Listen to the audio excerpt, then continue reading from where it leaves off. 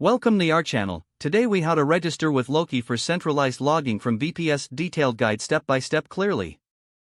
Begin by accessing your VPS terminal using SSH. Log in with your credentials to gain access to your server. Ensure that your system is up to date by running the command sudo apt update and sudo apt upgrade.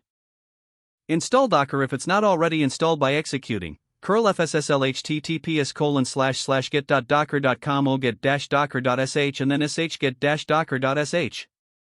Once Docker is installed, start the Docker service with sudo system-start docker.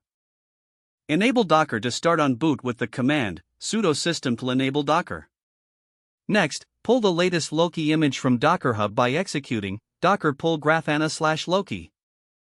Create a directory for Loki's configuration by running dir p/Loki. Change into that directory with cd/Loki. Create a configuration file named lokiconfig.yaml using your preferred text editor, such as nano lokiconfig.yaml. In that file, insert the basic configuration settings for Loki, including the storage and HTTP section. Save the changes and exit the editor.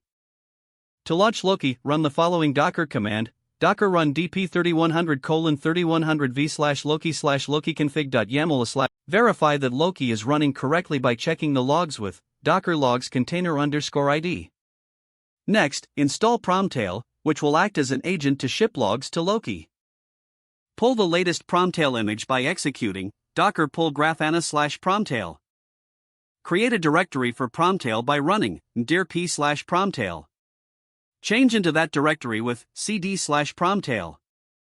Create a configuration file named promtailconfig.yaml using your preferred text editor, nano promtailconfig.yaml.